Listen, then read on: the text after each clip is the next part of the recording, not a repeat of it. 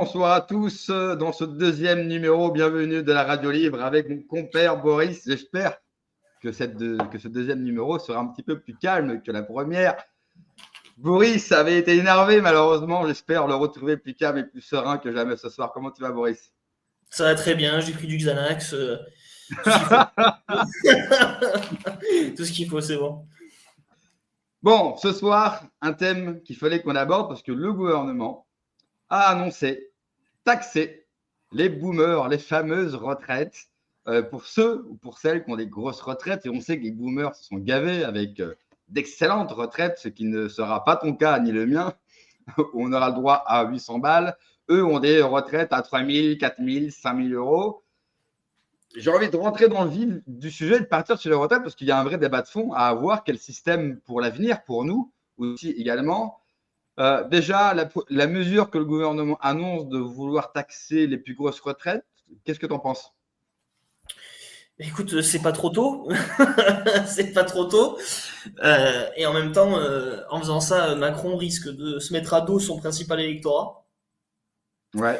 Ce qui est peut-être bon pour le RN au final. Hein. Si le RN peut se les récupérer, c'est-à-dire plus de 10 millions d'électeurs, hein, les vieux en France, les boomers, qui rentrent dans l'escarcelle du RN, pourquoi pas, tant mieux. Mais bon, on sait que les retraites, de toute manière, c'est un espèce de débat sans fin en France. Hein. On a une génération de boomers qui connaissent, notamment les premiers boomers, ceux vraiment de l'après-guerre, qui ont le plaisir de la retraite à la française, qui eux n'ont pas eu à cotiser autant que nous parce qu'il n'y avait pas autant de vieux qui étaient à la retraite de leur temps, qui eux ont connu de très belles années.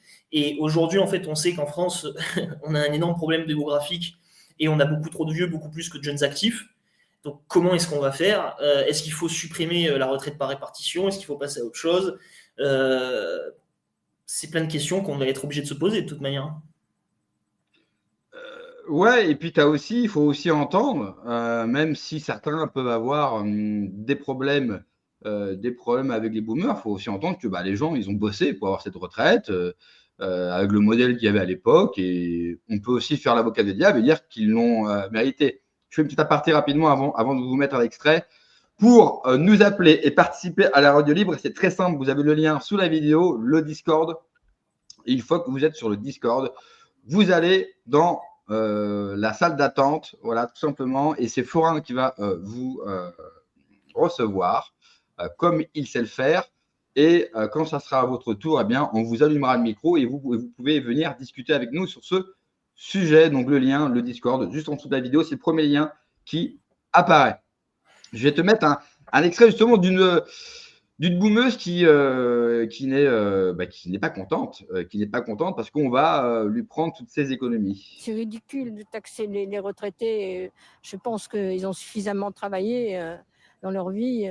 Moi, en particulier avec mon mari, on a travaillé énormément. Donc là, c'est bon. Je n'ai pas cotisé pendant 40 ans pour... Ça profite à d'autres, en fait. À mon avis, on peut trouver de l'argent ailleurs. Hein. Les retraités ne sont pas si riches qu'ils veulent bien descendre. On commence à bien faire d'attaquer les riches, les pauvres, les retraités et tout ce qui s'ensuit. On a ras-le-bol. Hein. On a travaillé toute notre vie pour avoir une retraite à peu près correcte, dont on n'est pas riche. On arrive tout juste à vivre. On devrait pouvoir bien...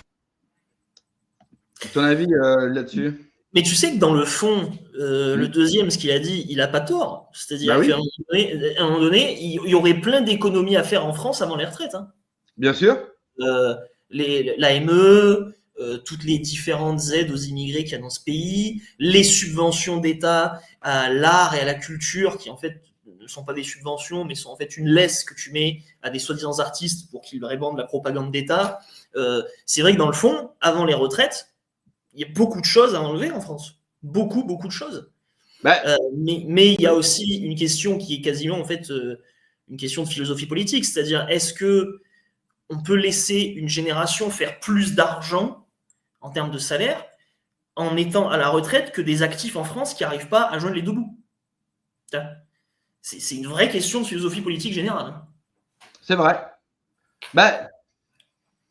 Moi, je suis un peu embêté parce que taxer les retraites, moi, je suis d'accord avec toi. Je pense qu'en France, il y a largement d'économies à faire pour éviter de taxer quiconque.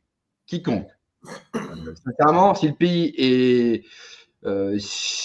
le pays fonctionnait à la normale, avec ce qu'il faut en fonction publique, on n'aurait pas besoin de taxer personne. Donc, et je peux le comprendre. Tu as bossé toute ta vie, tu fais partie d'une génération, certes, mais tu as le droit. Ils n'ont pas volé non plus l'argent. Après, la seule chose qui diffère, c'est que eux ont été favorisés par une époque, par des choses qui avaient été mises en place avant eux. Et eux, par contre, ont détruit. Le problème, c'est que ce qu'ils ont détruit, ils n'ont pas eu que les conséquences qu'aujourd'hui. C'est ça. Et les conséquences, c'est nous, jeunes actifs, qui les prenons de haute volée, et nous, on n'a plus rien. La vraie catastrophe, elle est là, finalement. Et une autre vraie question, tu vois, une autre vraie question qui doit se poser en société, c'est est-ce qu'une génération qui a tout raté politiquement mérite d'être récompensée ou mériterait d'être un peu punie pour ça? Il y a aussi tout un tas de questions sur le fait que, par exemple, énormément de ces retraités-là, pas tous, attention, pas d'amalgame, d'accord, pas tous, mais une grande partie de ces retraités-là, notamment les plus, encore une fois, ceux de la direct après-guerre, cette génération magnifique qui a 18, 19, 20 ans en 68, donc vraiment c'est la totale, tu vois, qui sont multipropriétaires pour beaucoup. Quand tu reçois je ne sais combien de loyers tous les mois, est-ce que tu as besoin de toucher une retraite qui t'est donnée par l'État ? Moi, je pense pas. Je pense que ces gens n'ont pas besoin d'avoir une retraite qui leur est versée. Et autant, moi, je pense qu'aujourd'hui, il y a une part du discours sur les retraites venant de notre génération qui est essentiellement aussi, et il faut être honnête là-dessus, un discours de punition vis-à-vis de cette génération. C'est-à-dire, vous avez fait de la merde, donc maintenant, on va commencer à vous reprendre un petit peu, d'accord ? Exactement. Mais pour donner un petit peu raison au monsieur là qui parlait, le deuxième monsieur qui parlait, il y aurait beaucoup d'économies à faire en France, autre que sur les retraites. Tu vois. Et notamment, par exemple, aussi, on est un pays qui a 6 ou 7 millions de fonctionnaires.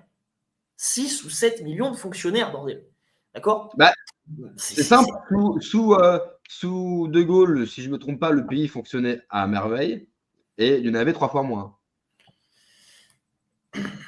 Après, attention, sous De Gaulle, il y avait moins d'habitants. On va dire, tu vois, toujours ramené à De Gaulle, c'était aussi une époque différente. La France était différente. C'était pas la même chose. Mais au-delà de ça, on n'a pas besoin de 6 ou 7 millions de fonctionnaires en France. Il faut arrêter les conneries. D'accord ? On est un pays qui sommes dépendants à mort de l'État sur certains points. Et pourtant, je ne suis pas un libertarien anti-étatiste. Loin de là. Mais ce n'est pas normal d'avoir 6 ou 7 millions de fonctionnaires dans un pays. Ce n'est pas normal. Mais tu sais, Boris, ce qui est drôle dans ce débat des retraites, c'est que c'est la droite qui va aller défendre justement les retraités, enfin le fait de taxer encore finalement une classe sociale. Et c'est la gauche, je vais te mettre la belle Najat Vallaud-Belkacem, illustre ministre de l'Éducation sous François Hollande, qui elle dit c'est pas un tabou justement de taxer les vieux. Non, moi je pense que ce serait une erreur d'en faire un tabou. Je pense qu'il ne faut écarter aucune réflexion, aucune conversation. Je précise qu'elle est présidente de France Terre d'Asile. Je vous laisse imaginer pourquoi. Sur les facultés contributives des uns et des autres. Et c'est évident que, y compris parmi les retraités, on n'a pas forcément les mêmes niveaux de vie et les mêmes niveaux de pension et que ça s'interroge.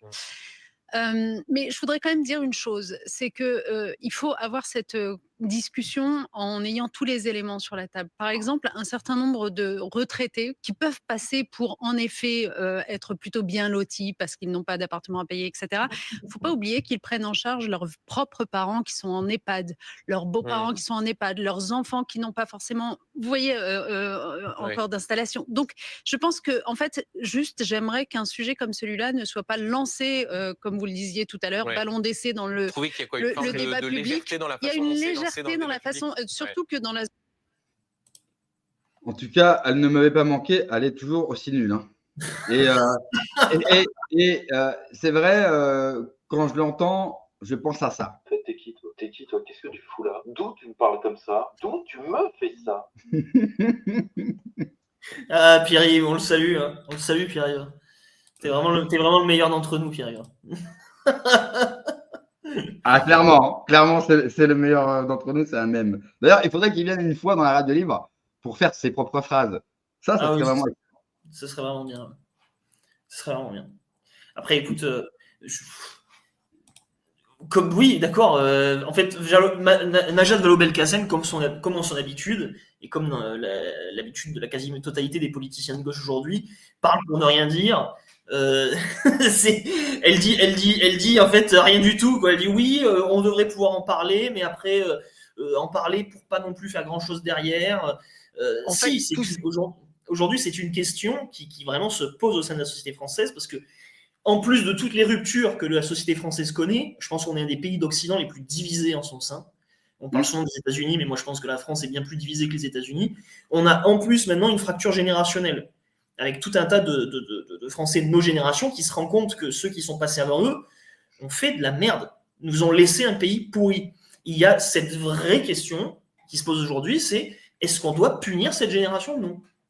Derrière tout ça, pour moi, c'est forcément Israël. Voilà. Voilà, ça doit être, c'est forcément Israël.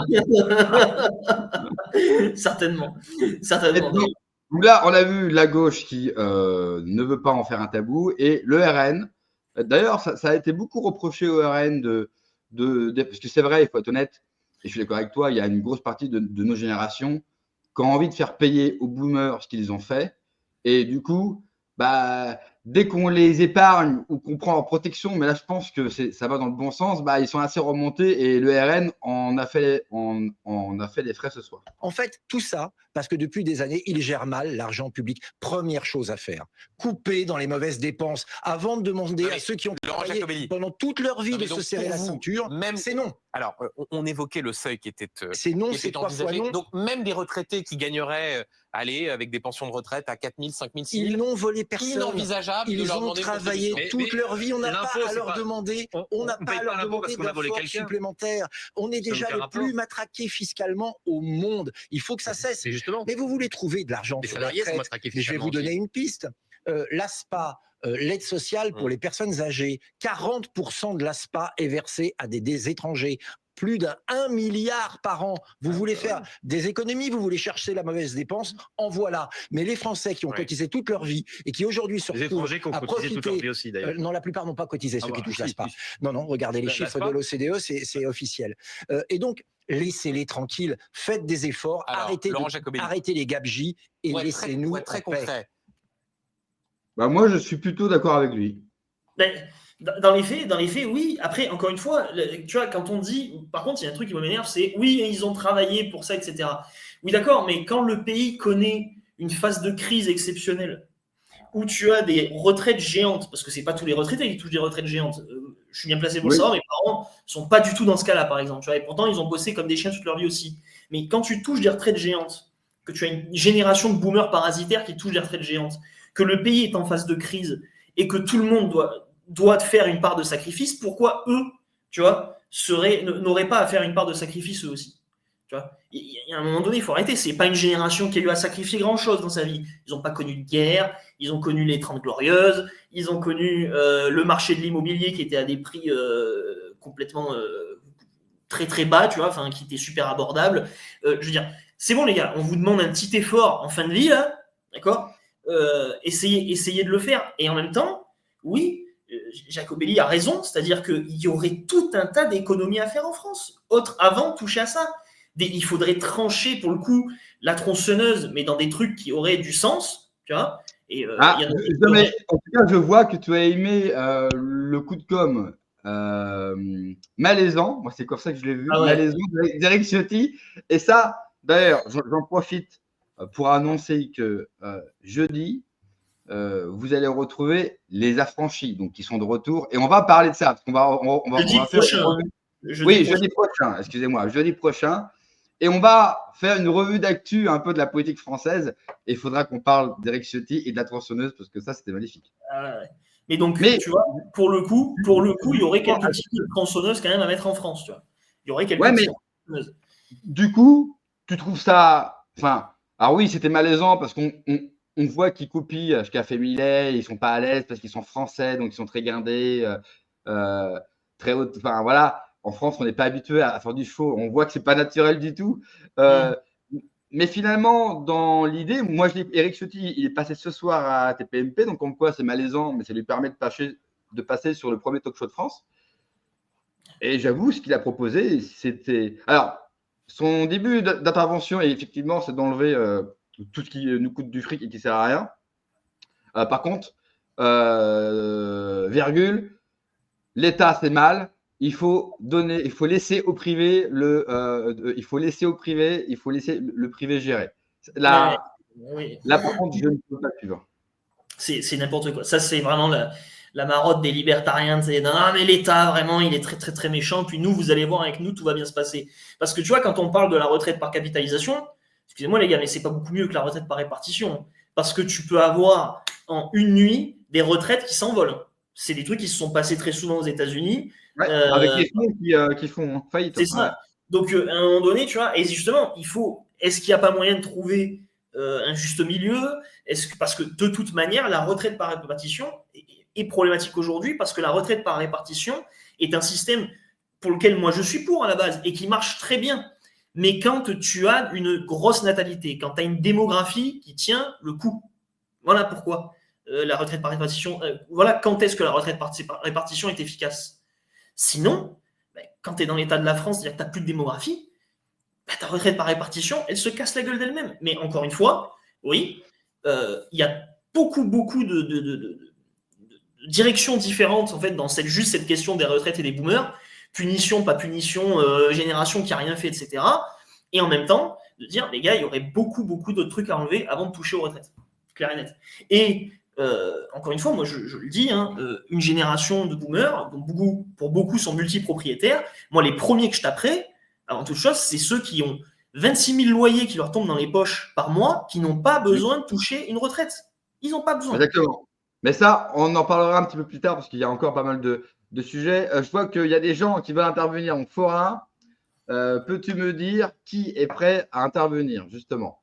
Je vois qu'il y a du monde là sur le Discord. Allez sur le Discord, le lien sous la vidéo, et venez discuter avec nous. C'est la radio libre. C'est vous qui prenez, entre guillemets, le contrôle de la chaîne, même si on vous coupera le micro, parce qu'on n'est pas des démocrates, et qu'on a horreur de la démocratie. Alors, on vous coupera le micro quand cela ne nous plaira plus. Alors, essayez vraiment d'être bon, faut être efficace ici. Alors, Forain, soit tu m'envoies un message dans le chat ou dans le Discord, j'y suis. En attendant, tu sais, je vais rebondir sur ce que tu as dit. Pour moi, notre modèle de retraite aujourd'hui, celui qu'on a depuis toujours, pour moi, c'est aujourd'hui, ça reste le mieux. Parce qu'à point, en gros, c'est l'État qui décide de la valeur de ton point. Et je suis désolé. Alors, si on a des mecs bien, tu peux avoir confiance. Le problème, c'est qu'on ne peut pas avoir une confiance absolue dans l'élite française pour la valeur de notre point. Et je te rejoins. Ensuite, des retraites par capitalisation. On sait qu'aux États-Unis, le nombre de fonds qu'on fait faillite, d'ailleurs, les fonds, c'est le produit financier qui fait le plus faillite aux États-Unis. Là aussi, pour moi, c'est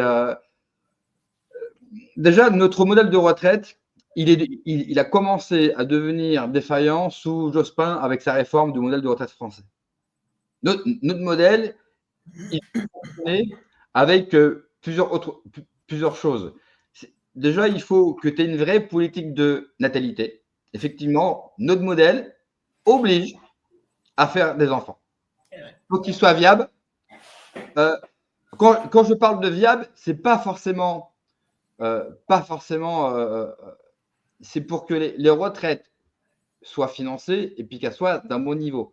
Ensuite, il faut aussi que tu aies une industrie, parce qu'on sait qu'aujourd'hui, que c'est seulement l'industrie qui crée de l'emploi, qui crée de la performance. C'est là où il y a de la valeur ajoutée, c'est là où tu as les plus hauts salaires, c'est là où tu peux aussi évoluer beaucoup plus vite en te formant. Donc, en fait, tu as tout un pôle qu'il faut avoir pour avoir notre modèle. Et notre modèle fonctionnait avant, effectivement, quand tu étais souverain, tu avais ta monnaie, une bonne industrie, pas de dette, et que les Français faisaient encore des enfants. Et puis même au niveau de l'industrie, il va falloir aussi qu'on commence à regarder ça de près parce que est-ce que la suite du 21e siècle et surtout le 22e siècle ne va pas être un monde post-industriel? Ça, il va falloir regarder ça aussi. Parce qu'il y a plein de gens en France qui veulent ramener beaucoup d'usines. C'est très bien les gars. Par contre, comment est-ce que vous allez re-rendre le travail à l'usine sexy? Parce que je rappelle que pendant des décennies, on a aussi dit que le travail à l'usine, c'était l'équivalent de la torture. Donc, et qu'aujourd'hui, on voit par exemple cet après-midi, là, Trump, il a annoncé l'ouverture il y a un fonds qui va investir 500 milliards dans l'IA aux États-Unis. Ça va créer des dizaines de milliers de jobs d'un seul coup. Il va falloir qu'on commence à penser à tout ça aussi. Voilà. Et par contre, aussi, pour la question des retraites,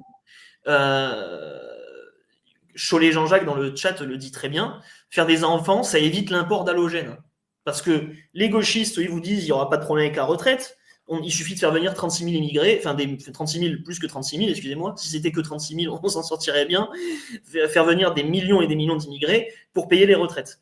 Et c'est là où, d'un moment, la question du confort social, tu vois, du confort social va commencer à véritablement commence déjà à s'entrechoquer avec la question de l'identité. Non. Parce que si on doit supprimer la retraite par répartition pour sauvegarder notre identité, le choix est vite fait pour moi. Hein. On supprime la retraite par répartition. Voilà, point barre.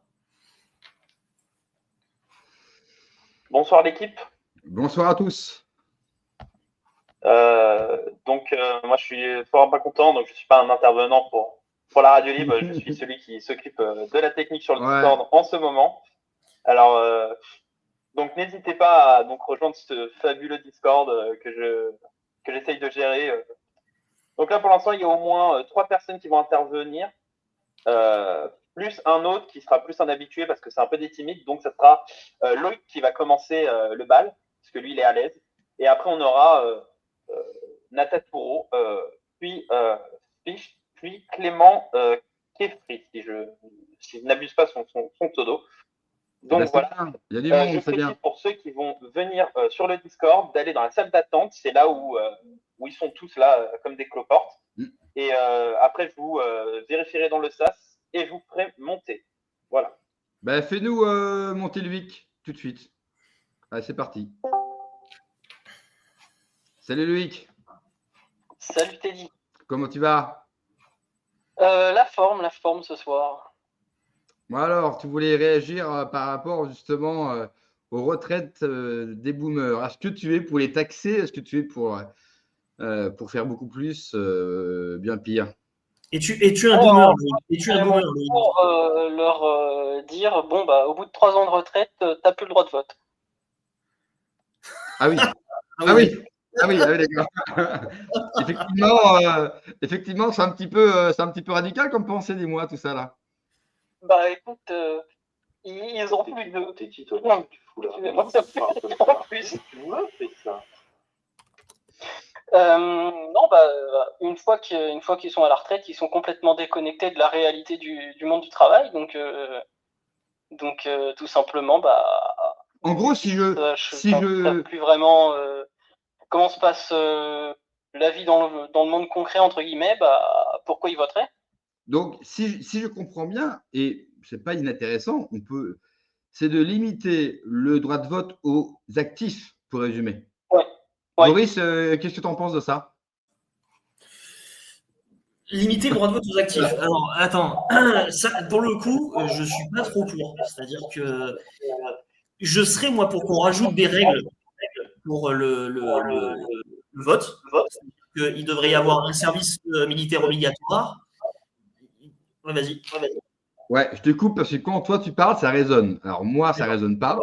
Mais toi, alors moi, je l'entends. Donc je demande aux gens. Non, il n'y a pas d'écho. Il n'y a que de l'écho chez moi. Donc, écho quand tu parles, Boris. Il y a de l'écho quand tu parles. Donc, il faudrait. Alors, j'ai pas eu l'écho sur Discord pour ma part. Ouais, mais sur YouTube. Donc, coupe ton micro sur Discord et tu parles sur YouTube et tourne-lui que tu l'entends à travers moi. Alors, ça va être plus.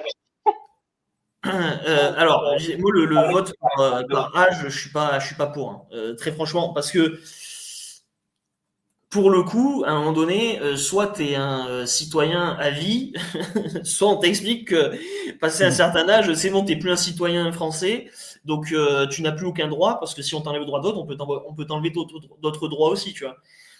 Après, je serais plutôt pour le fait qu'on rajoute des règles pour le vote, c'est-à-dire un service militaire obligatoire, un service national obligatoire, et un travail. Je serais pour que quand on a avant l'âge de la retraite, pour qu'on ait à travailler, qu'on soit actif dans la vie pour pouvoir voter, ou alors qu'on change ça, mais qu'il faudrait reculer aussi l'âge de de la majorité, en tout cas pour le vote. Je pense qu'il faudrait revenir à 21 ans, parce qu'à 18 ans, c'est catastrophique. À 18 ans, les opinions politiques, c'est vraiment de la merde. Mais pour le coup, enlever le droit de vote, passer un certain âge, non, je suis pas trop pour. Je suis pas trop pour. Lui, est-ce que tu l'as entendu? Partiellement. Mais j'avais le live en même temps, donc j'ai réussi à recouper un peu. Sinon, tentons de couper le son de. Ouais, faudrait retester ça mieux une autre fois. Ouais, mais là, ça marche à peu près bien, donc ça va le faire. Effectivement, je rejoins Boris.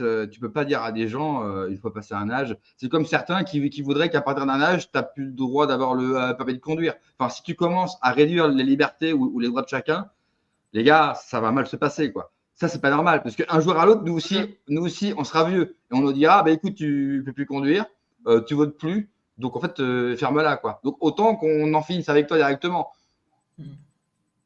Bah après, c'était plus dans le sens où, comme la plupart du temps, ils sont pas en lien avec le concret des actifs, voilà. Mais c'est vrai que je comprends le point de vue.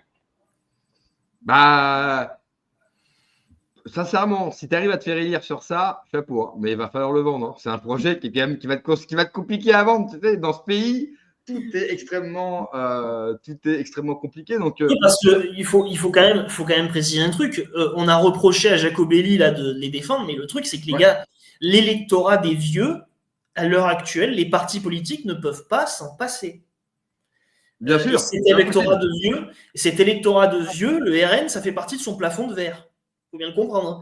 Donc, peut-être que Jacobelli n'en pense pas un mot de ce qu'il dit, mais il faut qu'il les ramène. Alors, le truc qui est compliqué, c'est toujours ça en politique, c'est-à-dire que d'un côté, maintenant, il fait du pied aux vieux, et tu vas avoir un paquet de jeunes qui ont la haine, qui vont leur dire « avant d'enculer ». Tu vois, c'est super complexe, mais l'électorat des vieux en France, c'est 17 millions de personnes. C'est énorme. Tu peux pas t'en passer, quoi. C'est ça qui est triste. Si tu fais du réalisme politique, bien sûr. Bah, aujourd'hui, est-ce qu'un parti de droite, est-ce qu'un parti national peut gagner sans les vieux? La réponse est non. C'est impossible. Qu'on ait la haine contre eux, qu'on ait beaucoup de choses à dire sur cette génération, ça c'est clair. Je pense qu'il faudra un jour faire un devoir de mémoire envers cette génération. Le problème, c'est qu'on ne peut pas gagner sans eux. Non seulement ils votent, mais ils ont l'oseille. Ça fait comme beaucoup pour une génération qui est nombreuse, plus nombreuse que les jeunes. Non, tu peux pas. Et le RN, bah, tout le monde leur tombe dessus, ouais, mais d'un point de vue du réalisme politique, ils ont raison. Je suis désolé, mais ils ont raison. Et ça m'emmerde de le dire, mais ils ont raison. Ouais, mais si tu fais du réalisme politique... Je dis pas que c'est vendable. Hein. Je dis juste que c'est un point de vue. Mais de toute manière, regarde, moi je suis convaincu... Un électorat qui prend un tiers de la place, c'est sûr que c'est compliqué à vendre. Moi, je suis convaincu que les multipropriétaires doivent se voir retirer leur retraite. Ça, c'est pas vendeur non plus. Hein. C'est pas vendeur non plus. Hein. Boris, on sait que les boomers qui, eux, ont eu de belles retraites, on sait qu'aujourd'hui, ils ont 1, voire 2, 3 résidences. Et on sait que ce phénomène-là fait qu'aujourd'hui, au point de vue immobilier, tu n'as rien à louer et à vendre et les prix sont exorbitants. Et quand tu es un jeune actif, effectivement, quand tu veux louer une maison ou un appartement, c'est compliqué parce que les boomers ont pu acheter parce qu'ils ont vécu dans une époque économique beaucoup plus viable que la nôtre, en plus de leur retraite. Et effectivement, c'est un problème. Comment on peut aussi gérer ça pour que les jeunes actifs, pour qu'un jeune couple, par exemple, parce que comme on veut relancer une politique de natalité en France, bah, il faut aussi, pour faire les enfants, il faut que les gens puissent acheter une maison avec une chambre, 2 chambres, 3 chambres. Là aussi, c'est un vrai problème. Et je vois que Fora, alors lui, il propose de saisir leur multipropriété.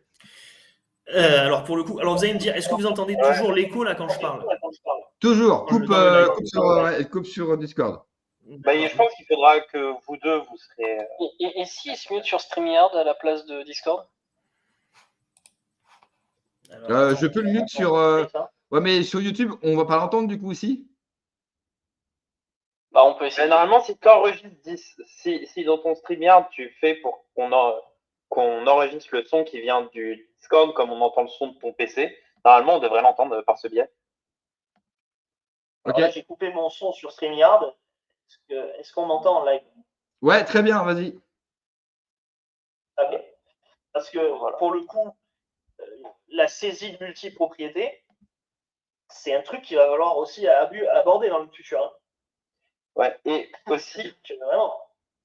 il y a un autre problème, justement, j'avais regardé des trucs sur le logement, il y a aussi un gros problème, c'est le problème de la surpopulation et de la sous-population dans des logements. C'est-à-dire que les boomers, en fait, vivent dans des maisons qui sont faites pour 5, 6 personnes et qu'on a des familles de 5, 6 personnes qui vivent justement dans des maisons qui sont faites pour 3, 4 personnes.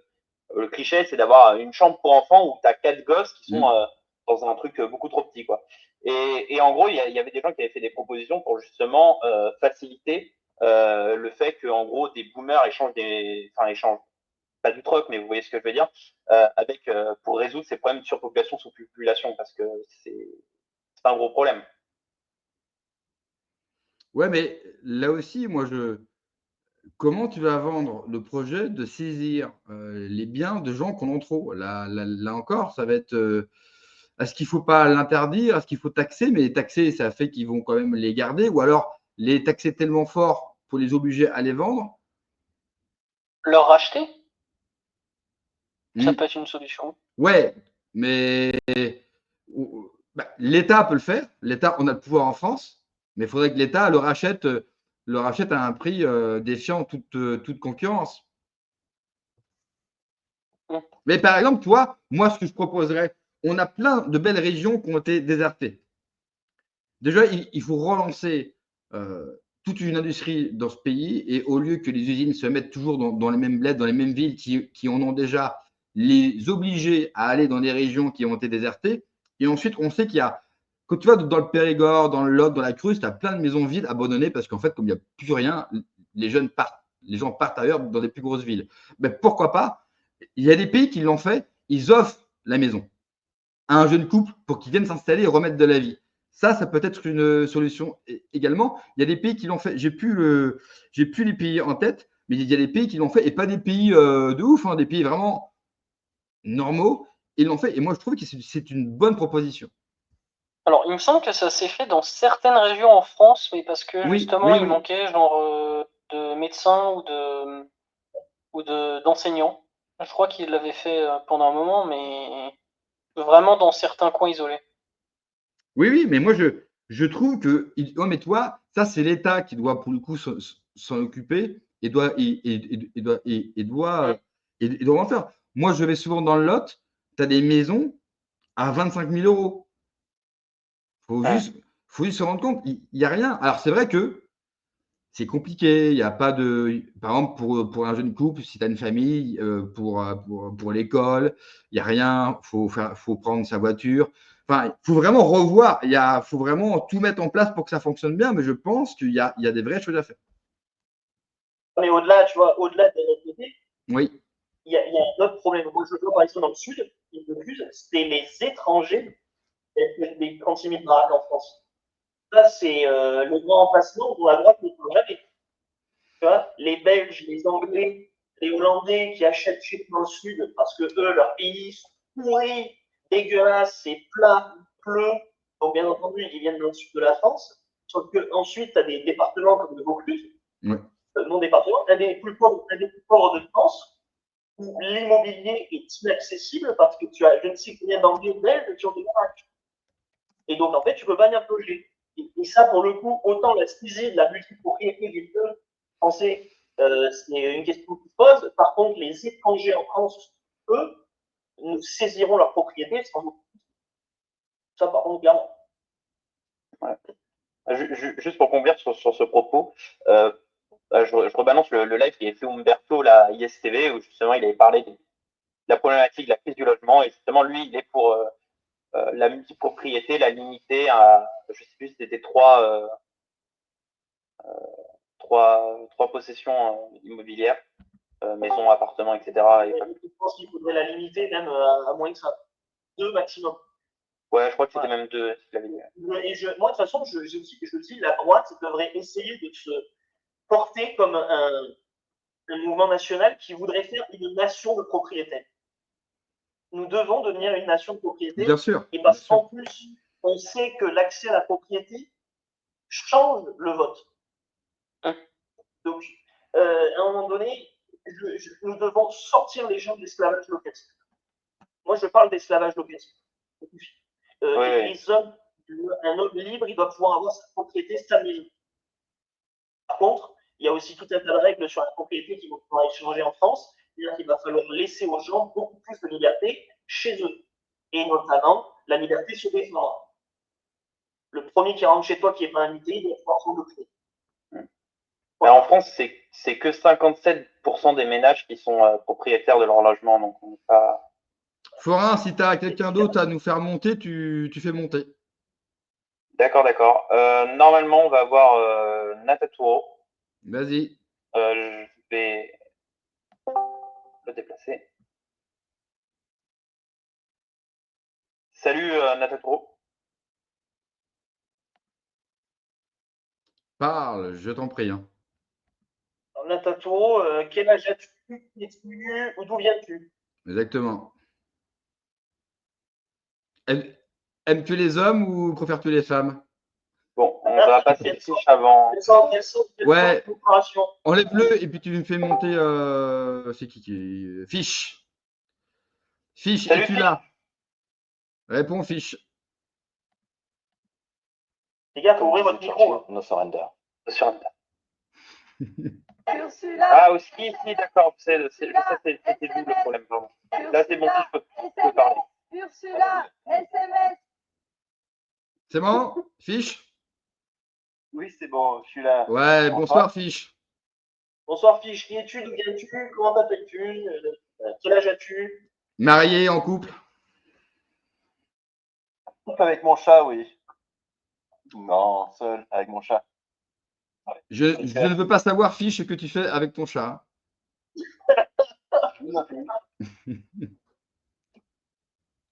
Alors, est-ce que tu as quelque chose à dire sur la discussion qu'on a commencé à avoir là depuis le début du direct? Il y a beaucoup de choses à dire, oui. Ça dépend sur quel biais on peut partir, oui. Ben, vas-y, est-ce que tu avais envie de rebondir sur un sujet? Sur plusieurs, oui. Eh bien, je t'en prie, lance-toi. Déjà, sont-ils nuisibles ou pour l'avenir ou... Alors, as-tu un lien de parenté avec le père Fouras? Est-ce que tu vas parler en anonyme comme ça? Non, mais... Non. Comment passer, donc... Non, mais je veux dire, tu peux vraiment dire les choses, hein, n'aie pas peur du tout, vas-y. Hein. Oui, mais j'ai froid là. Pour l'instant. C'est vrai que le temps est pas terrible. Hein. Oui. Ça fait un petit moment que je chauffe plus, donc. Donc toi, du coup, si j'ai bien compris, déjà, il faudrait partir du constat s'ils sont nuisibles ou pas, si j'ai bien compris. Est-ce que c'est un problème pour l'avenir ou pas? Ben, est-ce que c'est un problème qu'une génération s'est accaparé tous les biens? D'après toi? Ils en avaient l'opportunité, ils l'ont fait. Oui, alors, moi, on en a fait des individualistes, qu'est-ce que tu veux y faire? Alors, moi, je ne leur reproche pas de l'avoir fait. Ce que je leur reproche, c'est d'avoir tout brûlé en fait derrière eux. Parce qu'à la rigueur, qu'ils prennent ce qu'ils avaient sous la main. Bien sûr, on l'aurait fait aussi. Mais derrière, tu assures la pérennité pour que les autres qui arrivent derrière puissent aussi profiter et puis ainsi de suite. Le problème, c'est que eux, ils ont fait la théorie de la terre brûlée, c'est que derrière eux, plus rien. Le vrai problème, il est là de cette génération. Qu'est-ce que tu en penses? Moi, j'en pense pas si mal que ça. Malheureusement, ils ont fait ce qu'ils ont fait. Ils sont tous battus pour avoir le bonheur. C'est parce que les gens n'ont plein le cul des Arabes, bordel. Il n'y a pas si longtemps que ça, il n'y avait pas l'eau courante. La vie était beaucoup plus dure. La vie était très différente. Il n'y a pas si longtemps que ça. Attends, les gars. Boris, réponds-lui, s'il te plaît. Boris, à toi. Et si, l'eau courante en France, ça fait quand même un petit moment qu'on l'a. Un peu, oui. Et ils se sont pas. C'est une génération qui ne s'est pas battue, justement. C'est une génération qui n'a eu aucune difficulté particulière qui lui a été imposée par la société. Ça dépend lesquels. Ceux qui ont travaillé dans le début des usines et tout, c'était parfait, oui, mais les petits artisans et tout, ils continuent à galérer, à se casser le dos, à se lever tôt le matin, à galérer. Et ils n'ont pas de retraite. Je suis bien d'accord, mais oui, mais pour le coup, les artisans, c'est les petits l'histoire. Et encore une fois, ça dépend aussi de quel artisan on parle. Parce que tu as eu des artisans d'une certaine génération qui ont pu faire beaucoup d'argent. Et pour le coup, eux, ils l'ont mérité leur argent. Mais ils ont fait beaucoup d'argent, ils ont accédé aussi à la propriété. On sait que la majorité des paumeurs parasitaires ne sont pas des artisans. Moi, je leur en veux pour leur attitude, mais je ne peux pas leur en vouloir, contrairement à vous. C'était la discussion qu'on avait l'autre fois. Justement, sont-ils coupables d'être manipulés? Ils sont manipulés depuis le début. Ils sont manipulés pour justement devenir égoïstes comme ça. Ça vient d'Hollywood, ça vient de la télé, ça vient de tout ça. Si tu es manipulé, tu n'es pas maître de tes décisions et de ce que tu veux. Si tu vas arriver quelque part et que tu es manipulé, tu ne vas pas prendre les bonnes routes. Et voilà, mais ça, là, on reprend dans le discours actuel du Boomer, c'est-à-dire on a été manipulé. Non, personne ne dit au Boomer de lâcher les générations. Si tu veux une pomme rouge, elle est à droite, et qu'il y a quelqu'un qui a confiance et tout, qui dit va à gauche, il y a une poire jaune, et il dit c'est la pomme rouge. Prends la pomme rouge. Tu es responsable ou tu es coupable? Qu'est-ce qui se passe? J'ai mon libre arbitre. Tu as ton libre arbitre, mais la pomme rouge, on te la montre, elle est là. Tu sais pas ce que c'est, donc. T'es qui, toi? Qu'est-ce que tu fous là? D'où tu me parles comme ça? D'où tu me fais ça? Teddy s'amuse avec les mots sons que Florent a rajouté. Je suis un enfant et j'assume de m'amuser. C'est la radio libre, les amis, hein, ça fait pour s'amuser un petit peu. Moi, je suis d'accord avec Boris. Hein. Je crois qu'il faut arrêter de dire on a été manipulé. Hein. Chaque génération subit de la propagande. La nôtre, finalement, la génération de Boris ou de la mienne, la nôtre, on l'a subi encore plus qu'à une certaine époque. Et pourtant, tu vois, on ne rentre pas dedans. Donc, comme quoi, si on se prend en main, on est aussi capable de sortir de cette propagande. Oui, mais ils veulent tous maintenant jouir sans entrave. Même ceux qui ont des petites retraites, ils sont tous cette même mentalité de jouir sans entrave. Et on a fini notre vie, maintenant, on va en profiter. Bien sûr, bien sûr. Et ça oui, ça pour le coup, personne ne les a obligés à ça. C'est eux qui l'ont voulu. Mai 68 n'a pas été un million sponsorisé par le gouvernement français. Là, à un moment donné, c'est eux qui ont bien décidé de cette direction. Ils n'ont pas été manipulés. Et même ceux qui ne voulaient pas cette direction continuent à être manipulés à l'heure d'aujourd'hui. Non, justement, on a toute une génération qui aujourd'hui décide de tout ça. De ne plus écouter ça. Et qui se rend compte de ce que les anciennes générations nous ont fait subir. Derrière tout ça, pour moi, c'est forcément Israël. Voilà. Oui, voilà. C'est ça le problème de chercher un coupable, un homme de paille, et la génération précédente est le coupable, ça mène à rien. Même si c'est pas faux, hein, c'est ce que je pense aussi. Hein. Mais ça n'amène à rien politiquement. On va où d'haïr les vieux comme ça et de les montrer du doigt et coupable, coupable. Mais c'est pas une question de les haïr, c'est une question de les mettre en face de leurs responsabilités. Exactement. Exactement. Avec leur ego, est-ce qu'ils sont capables de regarder ça en face? Non, absolument pas. Absolument pas. Ouais, d'accord. Absolument pas. Ça c'est clair. Ils sont pas capables et justement, il faut qu'on leur fasse regarder nous en face. Pourquoi il faut? Ça mène à quoi? Ça amènera déjà une meilleure répartition de l'argent public. Déjà. Ah ben ça, il faudrait que tout soit fait intelligemment et du coup, vu qu'on est en période. Et c'est ça, c'est ce qu'on a dit en début de live. Hein. On a dit qu'il y a une part du discours qui consiste à attaquer les retraites ne tient pas aussi parce qu'en fait, il faudrait qu'on coupe dans un paquet de trucs. Voilà. Donc, on l'a dit aussi. Hein. Bien sûr. Hein. Non, moi je pense qu'on a été plutôt honnête en ce début d'émission. Moi, toi, je vais te dire, taxer comme ça, moi je pense qu'il faut taxer personne. Je pense, arrêter de taxer. Et Boris l'a dit aussi, il faut surtout faire des économies. Effectivement, après, politiquement parlant, effectivement, je rejoins Boris, il va falloir faire comprendre à cette génération. Le problème, c'est que tu ne pourras pas gagner sans eux, donc tu ne peux pas le dire avant. C'est pas possible. Ouais. Ça, c'est pas possible. Celui qui le dit avant, mais tu ne peux pas gagner, ni aujourd'hui, ni demain, ni dans 20 ans, ça ne sera pas possible. Donc, et cette génération ne se radicalisera pas, ne comprendra toujours pas, donc il faut faire avec eux. Et c'est pour ça que le RN a cette stratégie tiède et pas une stratégie, stratégie de radicalité comme peut avoir fait Trump, mais on n'a pas du tout en face les mêmes personnes. D'ailleurs, une part de la radicalité est aussi permise par le fait qu'ils sont retraités par répartition. Exactement. Forain, est-ce que tu as quelqu'un d'autre à faire grimper, s'il te plaît? En tout cas, merci Fiche. Hein. Ouais, merci beaucoup. Pas de souci, désolé, j'étais un peu blagla. Ben non, tu viens comme tu es. Il y a aucune obligation ni à être bon ni à être speed. Tu viens, tu dis ce que tu as envie de dire, on en discute tranquillement et tu reviens quand tu veux. En plus, je sais que tu es sur le Discord, tu viens discuter régulièrement avec nous.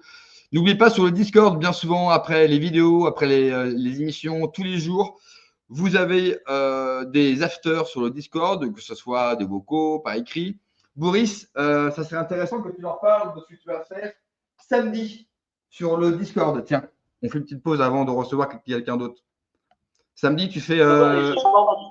Ouais, samedi, tu fais sur le Discord une introduction à Barès, si je ne dis pas de bêtises. Parle-en là. C'est ça. Hein. Ouais. En compagnie de Nata Turo sur le Discord, on va parler de Barès, de son personnage, de sa littérature, de ce qu'il a maintenant sur le personnalisme français. Une petite introduction, quoi. Voilà, donc ça, c'est samedi 18h30, si je ne dis pas de bêtises, hein, sur le Discord. C'est ça, sur le salon vocal de la Salon vocal. Voilà, donc venez nombreux, on est déjà une trentaine sur le Discord, ça bouge. Vous avez plein de choses, vous avez sur la littérature, vous avez sur le cinéma, vous avez sur les arts, vous avez sur tout un tas de domaines. Chacun y met un petit peu son grain de sel, chacun y met son analyse, donc ça discute tous les jours. Et puis c'est notamment via le Discord que vous pouvez accéder à la radio libre. Et puis aussi, je rajouterais que sur le Discord, vous pouvez aussi parler avec moi, parler avec Boris, parler avec tout le monde. Tout le monde y est accessible. Tout le monde est très gentil, à part peut-être Boris le matin, parce qu'il n'est pas du matin. Mais non, je plaisante. Alors du coup, qui on a là Ouais, pas content. Tu veux passer au suivant ou pas? Ouais, c'est Clément, non? C'est ça? Le prochain, ce sera Nata Turo. Bah vas-y, envoie-le. Justement, celui qui faisait le live de Barès, parce que là, c'est fini avec Fiche. Ouais, vas-y, tu peux envoyer Nata Turo. Je tiens juste à préciser, parce que là, dans le chat, il y en a qui ne comprennent pas comment on utilise Discord. Donc, par exemple, Cholet Jean-Jacques, il faut clic droit sur le salon vocal, salle d'attente. Encore un boomer. Pour rejoindre l'invitation que je lui ai fait en message privé. Parce que là, ça me paraît un petit peu compliqué pour lui. Bon, et sinon, on va donc faire passer Nata Turo qui, du coup, si j'ai bien compris, est la personne qui fait l'événement sur Barès avec Boris. Exactement. Bonne soirée.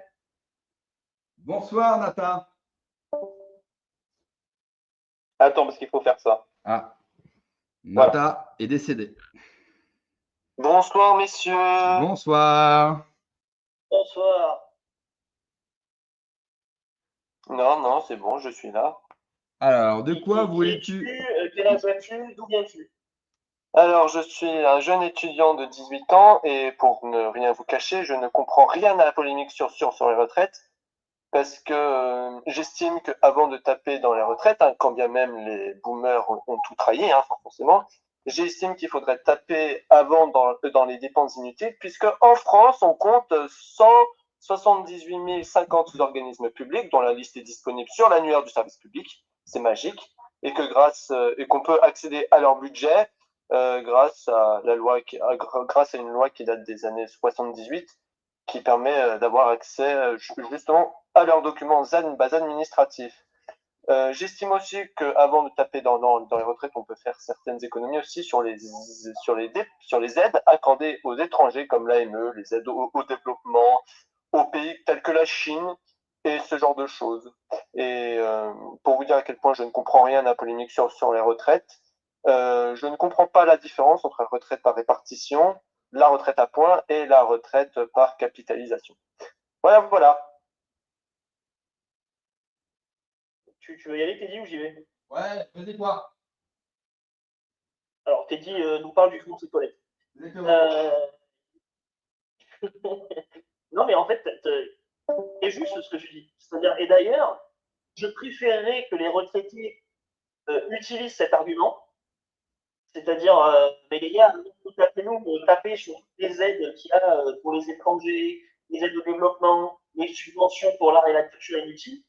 Parce que, tu vois, c'est une génération qui est tellement dégénérée, ils ne peuvent pas dire ça. Ils ne peuvent pas dire ça parce qu'ils ont voulu. Donc, les mecs disent non, mais on a quand même travaillé, on mérite.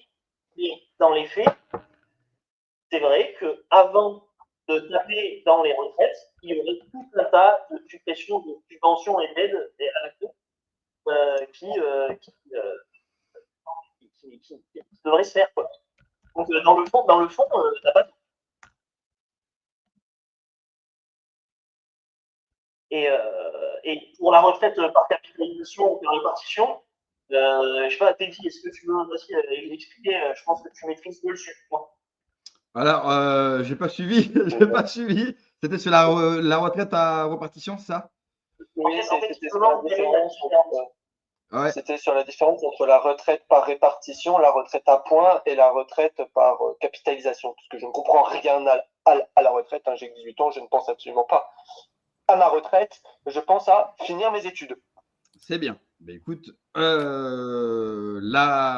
retraite à répartition, bah, c'est bien. C'est pour faire très simple, pour résumer, pour pas être trop long et chiant, c'est la solidarité entre guillemets entre générations. Donc, c'est les actifs qui vont ensuite prendre la relève et puis payer les vieux. Je fais simple. Hein. Par point, le souci du point, donc c'est l'État qui va mettre des points et des valeurs à ce point.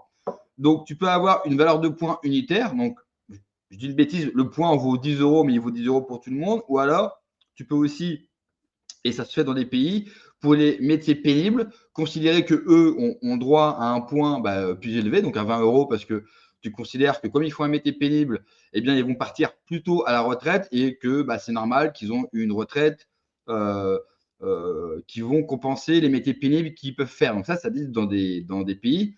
Le seul problème de cette retraite-là, de ce système-là, c'est qu'effectivement, c'est l'État qui décide de la valeur du point.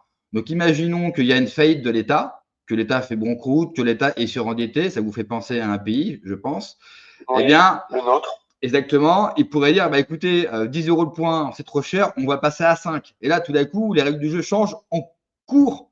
Donc, toi, tu as commencé, imaginons, tu commences à bosser à 20 ans, à 40 ans, on dit, finalement, ton point, il passe de 10 à 5. Du coup, en gros, tu étais censé partir à 60 ans, non, comme il est passé à 5, il faut que tu pars à 70 pour rattraper un peu. Donc, en fait, même si moi, je suis un étatiste, tu ne peux pas non plus faire ça. Pourquoi? Parce qu'il faut vraiment que tu aies il faut que tu aies la garantie d'un État solide et une politique viable sur les 30 ans à venir, voire plus. Donc là, ça demande vraiment avoir un État et ça demande une planification. Chose qu'on n'a pas du tout et qu'on ne peut pas avoir parce qu'on n'a pas de souveraineté. Donc, parler de ça, ça ne sert à rien. Et la retraite par capitalisation, et j'en finis là, il ne faut pas être trop long, c'est très simple. C'est des fonds de pension, un peu comme la bourse, où tu vas justement mettre ton argent dans des fonds de pension. C'est de la bourse, hein, c'est comme acheter une action en bourse. Ce fonds de pension-là, avec l'argent de tous les retraités, en fait, c'est un pot commun, vont ensuite l'investir dans différents domaines. Par exemple, les gens ne le savent pas, mais pour ceux qui suivent le football et la Ligue 1, il y a des fonds de pension américains qui avaient acheté des clubs de Ligue 1, notamment Bordeaux. Ça a fait faillite. parce que Bordeaux, on le sait aujourd'hui, ça fait faillite. Ce fonds de pension-là a perdu beaucoup d'argent et c'est les retraités américains qui vont en payer le prix de la mauvaise gestion de ce fonds. Il y a eu, il y a 2 ans, le fonds de pension des camionneurs de je ne sais plus quel État qui a fait faillite. Donc, tous les camionneurs, tous les routiers qui avaient économisé dans son fonds de pension n'ont jamais touché un seul dollar de leur retraite. Donc, effectivement, sur les 3 modèles qu'on connaît aujourd'hui, il n'y en a pas un autre qui a été pensé ou même inventé. Le nôtre reste le plus sécure pour tout le monde. Voilà. J'espère que je n'ai pas été trop long et trop compliqué. Non. Bien. Parfait. Voilà, tout ce que j'avais à dire pour le moment. Très bien. Mais écoute, merci d'être passé. Merci aussi d'animer le Discord. Pour ceux qui ne le savent pas, Nata, vous le retrouvez avec Boris samedi 18h30. Introduction à Barès sur le Discord. Voilà. Exactement. Forain, as-tu quelqu'un d'autre du coup, comme Nata a fini? Alors, du coup, après, on va probablement lancer Clément Kefri. Là, c'est juste qu'il est en mute surdine dans le vocal parce que pour écouter le live. Ouais. C'est pour ça que je passe dans le vocal pour lui dire que ça va être à lui. Donc, il faudra qu'il enlève sa sourdine et compagnie. Je vois qu'il l'a fait. Donc, on va le passer. Et après, on aura Cholet Jean-Jacques qui est dans le chat parce qu'en fait, il ne sait pas utiliser les chats sur Discord. Donc, il parle avec nous dans le chat YouTube. Et depuis tout à l'heure, il n'arrive pas à émettre des sons. On lui a expliqué comment faire, mais il n'y arrive pas. Déjà, là, on a réussi à lui faire clic droit sur un salon vocal. Il a réussi. Donc, voilà. On dirait moi avec le Discord. Pire que toi. Pire que moi. Oh, yes, j'ai trouvé quelqu'un depuis. Je crois que aujourd'hui, Cholet Jean-Jacques a un âge vénérable. Non, mais c'est pas drôle. Il a dit qu'il avait 9 enfants. Il a dit qu'il avait 9 enfants quand même sur le chat. 9 enfants? Il n'y en a pas un pour lui apprendre comment utiliser un 9 enfants, ça s'applaudit. Ouais, franchement, moi j'en ai 2. 9 enfants. Ouais. J'ai hâte qu'ils viennent nous voir. Parce que... Cholet Jean-Jacques aime beaucoup sa femme. Ah oui, mais dans le chat, il y a 112, ouais. Mais je crois que Jean-Jacques, c'est un soldat politique. Je suis ce qu'on appelle un soldat politique. Ursula, SMS, Ursula, SMS. Jean-Jacques participe au réarmement démographique. Il a participé au réarmement démographique tout seul. Jean-Jacques, il a 72 ans. Oh là là. Donc, je vous ai mis Clément Kefri et je vais essayer de gérer avec notre boomer. Vas-y. Allô, bonsoir à tous. Bonsoir. Bonsoir. Bonsoir. Qui es-tu? D'où viens-tu? Quel âge as-tu? Je te coupe ton micro, Boris, c'est fait. Et du coup, ouais, tu viens d'où? Alors, je me présente, je m'appelle Clément, j'ai 19 ans, je suis étudiant en histoire, je viens de La Rochelle, je suis originaire d'Indre-et-Loire, de la Touraine, et je suis ISTV, enfin ISTV pas exactement, mais je suivais déjà à l'époque de l'émission des Affranchis. J'avais commencé à vous suivre pendant la grande campagne qui a permis de sauver la France, la campagne européenne 2022. D'accord, ah oui. Est-ce que tu es supporter du Stade Rochelais? Alors oui, je suis supporter du Stade Rochelais. Très bien, tu pars avec un bon point déjà. Tu plais à Boris, fais gaffe. J'ai un autre mauvais point par contre, c'est que j'ai voté Florent Philippot en 2022. Ça, c'est pas grave, ça. C'est pas grave, les élections européennes, elles sont branles. SMS, Ursula, SMS. Les élections européennes, tu votes qui tu veux. Oui, non mais c'était en plus la première fois que je votais, donc bon, autant dire que j'étais un véritable soldat politique. Voilà. Ah oui, là, tu mérites ton petit jingle. Je suis ce qu'on appelle un soldat politique. Moi, je veux ma Légion d'honneur, hein, comme tous les anciens ministres. Du coup, alors au sujet des retraites, oui, parce que est-ce que il n'y a pas trop d'écho là, parce que non, ça marche très bien, vas-y, très bien. Super. Alors moi, j'avais une proposition en fait. Bon, la situation est catastrophique. La société, malheureusement, est complètement démantelée. Et je me suis dit, bon, il faudrait peut-être forcer les boomers, les personnes âgées, forcer les personnes âgées à s'intégrer à la société. C'est-à-dire que, par exemple, j'ai vu que dans certains pays en Asie, alors je ne sais plus exactement lesquels, mais quand quelqu'un avait travaillé, par exemple, 20 ans, je sais pas, chez Toyota, lorsqu'il partait à la retraite, les 5 années qui suivaient, les 5 premières années de sa retraite, il devait s'assurer de former un jeune. Par exemple, pour l'aider à s'intégrer dans la société, dans une asso ou je sais pas. Il y a peut-être des idées à travailler là-dessus. Pour aider pour permettre aux boomers en fait d'intégrer, de former les jeunes. En fait, si vous voulez, de faire du bénévolat pendant leur retraite. Alors, dans le monde professionnel ou voilà. Je réponds vite fait, après je laisse tout de suite Boris. Il y a un truc avec les boomers, moi qui a été apprenti, et je pense que Boris aussi, parce qu'on fait des métiers manuels. Moi, il y a une chose que j'ai remarqué avec le boomer. Souvent, tu les entends dire qu'il y a un problème générationnel, les jeunes ne les écoutent plus. Bon, toujours la faute de nous. Moi, ce que j'ai remarqué, et j'attends l'avis de Boris, et on va te répondre, c'est le mépris, moi, souvent que j'ai eu des vieux. Et c'est très compliqué. Moi, j'ai eu des mauvais formateurs. J'ai été apprenti. Tu gagnes 800 balles, tu fais le même boulot que des autres.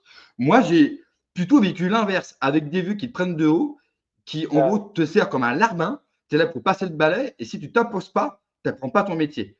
Voilà. Je voulais juste faire ça. Donc, moi, la guerre générationnelle, ils peuvent se la mettre où je pense, parce que contrairement à ce qu'on pense, moi j'ai été apprenti dans le bâtiment. Les jeunes, ils sont bosseurs. Et moi, je voulais que ça apprendre. Et tous les jeunes, j'étais dans un CFA. Tout le monde voulait apprendre. Le problème, c'est qu'en face de nous, il n'y avait pas de réponse. J'arrête là. Je te rejoins. En plus, les boomers sont de très mauvais pédagogues. Et le problème étant que, tu vois, par exemple, tu connais la question de l'usine, je crois combien. Rappelle-nous ton prénom, s'il te plaît. Clément, pardon, Clément. Tu connais l'usine Volvo, c'est ça en exemple. Comment? J'ai pas entendu, excuse-moi. T'as pris quelle usine en exemple? Non, mais c'était parce que j'avais entendu, je crois que c'était au Japon. Oui. Donc j'avais pris en exemple la firme Toyota. Toyota, voilà. Le truc, c'est que déjà, apparemment, en France, on a plus d'usines. Oui, c'est un exemple, c'est un exemple. Le peu qu'on a, tu vois, va être compliqué. Et surtout, par exemple, dans le métier du producteur, il y avait au bout d'un moment cette volonté de faire venir des profs à la retraite pour former les jeunes profs. Ouais, et notamment de les envoyer dans les quartiers pourris, pour leur montrer comment tenir une place. Mais imagine aujourd'hui, tu mets un vieux de 70 balais face à une classe de chansons à France qui sont prêts à te buter, ça ne changera rien en fait. Il va rien comprendre du tout le truc. En fait, on est dans un autre monde. On est dans le monde qui est à la fois une conséquence des choix politiques des boomers, et c'est un monde où on ne peut plus les réintégrer. Hein? Ouais. Ou sinon en forçant la main. Je voulais te répondre par rapport à Toyota. Toyota, on se moque d'eux, mais c'est la seule usine, parce que Boris dit qu'il n'y avait plus d'usine. Toyota, donc entreprise japonaise, pour ceux qui ne le savent pas, c'est le constructeur de voitures numéro 1 au monde. Donc c'est celui qui vend le plus de voitures au monde. Et eux ont ouvert une usine depuis très longtemps en France, à Valenciennes. Ils produisent notamment la Toyota Yaris. La Yaris. Ouais, exactement. Et tu vois, quand on te dit qu'en France, c'est pas possible, eux, pour les font une usine en France, ils sont super contents. Ils ont même agrandi l'usine parce qu'ils vont l'agrandir pour produire de nouveaux modèles. Donc, comme quoi, là aussi, quand on te dit que la France est trop compliquée, Toyota y arrive bien. Mais bon, tu me diras, c'est des Japonais. Donc, les Japonais, voilà. Voilà. Eux, c'est américain. Mais tu vois, pour ce que font les Japonais, c'est possible. C'est une très belle idée, mais au Japon. Le problème, c'est qu'avec la génération boomer, quand tu vas leur dire, il faut que tu… Parce que c'est pareil, les vieux que j'entends souvent dire, ouais, j'ai envie de léguer mon savoir-faire, tout ce que j'ai appris. Donc, dans la réalité, on en connaît tous des vieux. On a des parents, des grands-parents, machin. C'est des conneries. Enfin, à un moment donné, non mais faut être honnête. Moi, à part mes beaux-parents qui sont, eux, sont tout l'inverse de leur génération et transmettent notamment à mes enfants et ils ont une relation extraordinaire avec eux. Sincèrement, c'est extrêmement rare. Moi, tous les témoignages que j'ai, je suis désolé. Et c'est pour ça qu'en France, ce que font les Japonais, en fait, ça ressemble tellement à leur pays et à leur mentalité, effectivement, cette transmission. C'est ce que j'allais dire, c'est-à-dire qu'au Japon, tu as une vraie culture de la transmission. Exactement. Rappelons quand même que nos boomers, c'est la première génération à avoir foutu le vieux à eux en maison de retraite. Parce qu'avant, les vieux en France vivaient avec la famille. C'est tout, on n'écoutait pas en maison de retraite. Nos boomers sont la première génération à avoir cassé ce lien aussi avec leur vieux. Exactement. Donc, c'est voilà. Et encore une fois, comme je l'ai dit, je pense que la société aujourd'hui qui est tellement violente, différente, et si on remet des boomers dedans dans le milieu professionnel, ils vont se faire bouffer, quoi. Oui, après, c'est sûr que tous les boomers seraient pas capables de reprendre le boulot aussi. Mais sinon, si ça peut pas marcher par cette voie-là, il faut faire comme on fait à chaque fois, c'est taper sur le porte-monnaie en disant, bah, par exemple, tous les grands-parents, s'il y a des petits-enfants, bah, ils s'engagent, par exemple, à financer, je sais pas moi, le permis, la voiture, une année d'études, je sais pas, ou n'importe quoi. L'idée de dire, bah, les grands-parents vont financièrement aider leurs enfants à financer la vie de leurs petits-enfants, comme on est un pays de pauvres bientôt. Alors, deux choses. Déjà, moi, je trouve ça terrible d'en venir là, parce qu'en fait, ça montre, en fait, ce que tu dis, montre l'échec de cette génération qui veut même pas aider la suivante. Non, mais c'est dramatique d'obliger, t'imagines, tu obliges une génération entière à dire, bah, aidez vos petits-enfants aux beaux gosses pour qu'ils ont eux aussi un peu de facilité dans leur vie. C'est d'une violence extrême pour toute une partie de la jeunesse ou des jeunes actifs comme Brice et moi. De deux, on en revient à ce qu'on disait en tout début d'émission. C'est que politiquement, tu fais passer ça comment? Enfin, tu ne seras pas élu sur ça. Ou alors, tu gardes je ne serai pas élu, non. Ouais, tu gardes ce projet-là en secret et puis tu les mets après. Mais enfin. Ouais, je proposais ça comme ça. Non, mais c'est pas une mauvaise idée. Et de toute façon, Boris l'a dit un petit peu plus tôt, on sera obligé avec cette génération de les obliger par la loi ou par une taxation. Parce qu'ils ne le font pas d'eux-mêmes. Ça fait toute leur vie qu'ils ont montré qu'ils s'en battaient les couilles. Donc, on sera obligé de passer par là. C'est triste parce que moi, j'aime pas ce genre de fonctionnement. Mais cette génération, c'est effectivement celle qui a rejeté la précédente, celle qui a racheté le roman national, le poids de l'histoire, l'héritage, et qui a épousé le tout pour ma gueule. Je laisse Boris. De toute manière, quand tu es obligé d'imposer quelque chose à une partie de la population de coercitivement, c'est un échec. Hein. Oui. Et c'est le nôtre, en l'occurrence. Donc, ouais, je suis pas convaincu. Ouais. Je pense que c'est là encore.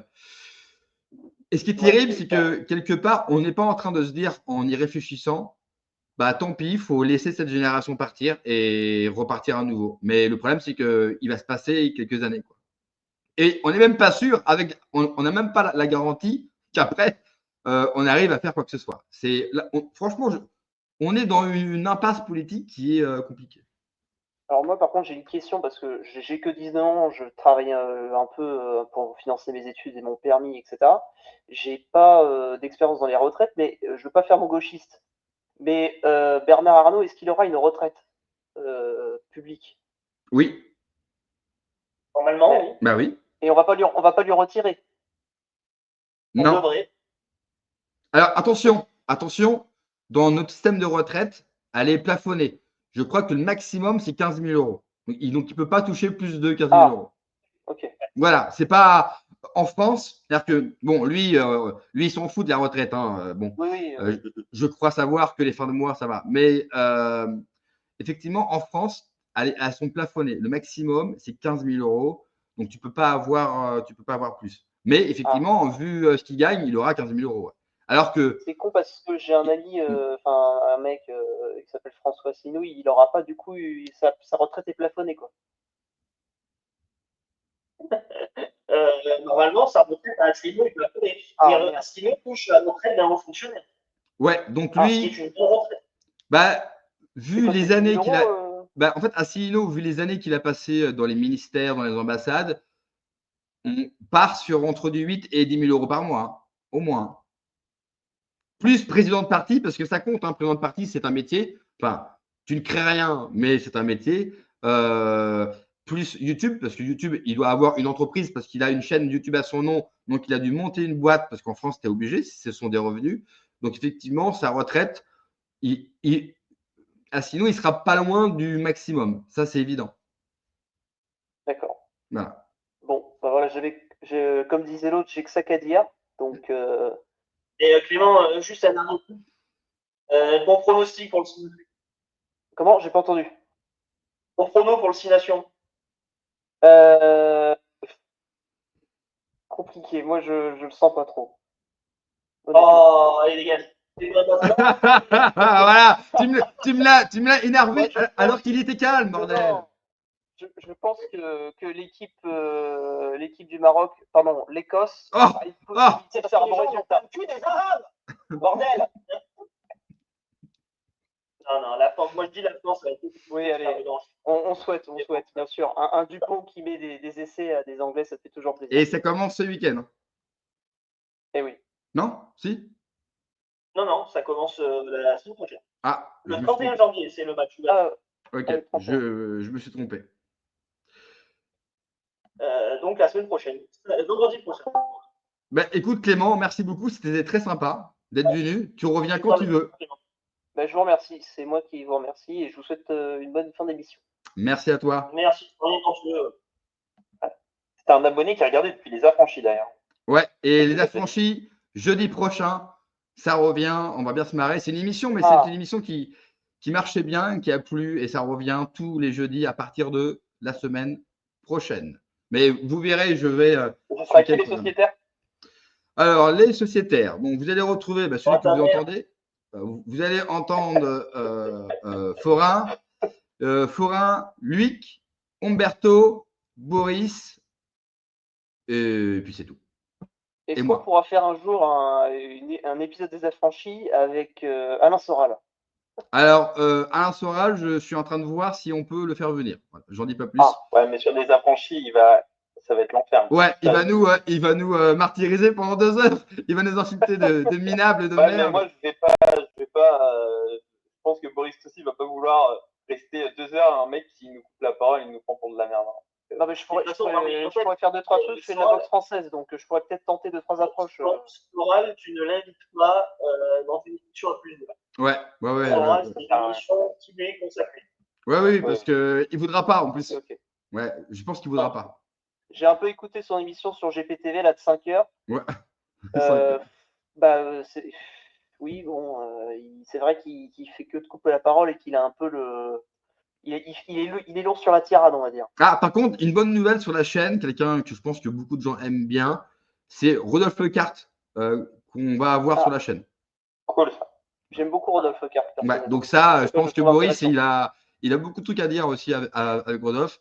Et on le fera venir, Rodolphe, dans Les Affranchis, parce que Les Affranchis, c'est non seulement une émission de bande, et puis quelquefois, comme on a eu Mike, on a eu plein d'autres, on a eu Philippe Murer, on a eu Nicolas Vidal. Bah, quelquefois, on fait venir aussi un invité de la bande.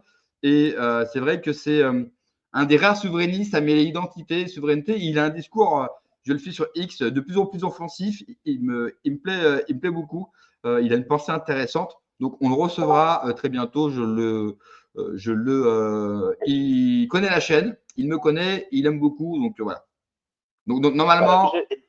Donc normalement, d'ici peut-être 2-3 semaines, on devrait l'avoir. Voilà. J'ai juste une dernière question et après je vous laisse. Vas-y. Tu aimes les hommes? On a des nouvelles de ce qui se passe à l'Assemblée avec Maxime Amblard et tout, les quelques souverainistes. Je pense qu'il n'y a que lui finalement qui est passé. Guillaume Bigot aussi. Guillaume Bigot.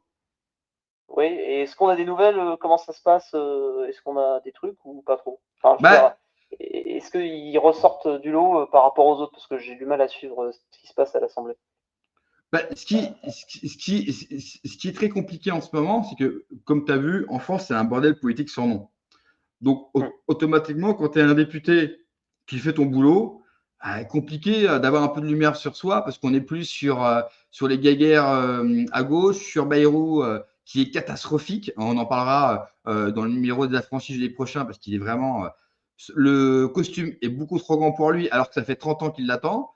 Il avait le temps de se préparer, mais ça, on en… Il a pris un peu de poids aussi, donc bon, c'est pas… il porte très, très bien la chemise, on le mettra en valeur.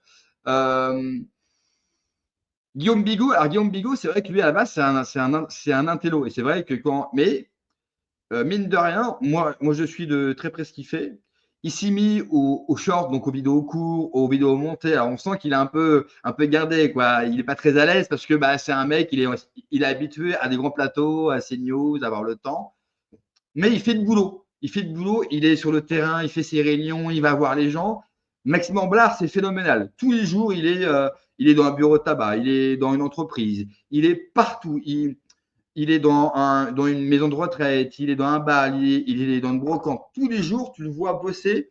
Il a beaucoup travaillé l'image. Il fait des miniatures incroyables. On dirait une affiche du film Le Parrain en costume, 3 pièces. Ouais. Bien coiffé.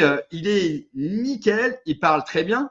Il est dans la commission de l'énergie, donc celle au Parlement national et au Parlement européen. Et ça, je pense que c'est un vrai atout pour le RN et pour nous. Parce que sur le nucléaire et sur les énergies, il est très fort pour le coup. Et c'est vrai que lui aussi, c'était pas gagné parce que voilà, il est jeune, il n'avait jamais fait ça de sa vie. Et je trouve qu'en élu local pour le suivre et pour avoir quelques retours, il est très bon, très apprécié. Et j'ajouterai un dernier point. Bardella l'a déjà remarqué, ainsi que les hautes sphères du RN. En plus, il est jeune, il présente bien. Ils avaient besoin de mecs compétents comme lui.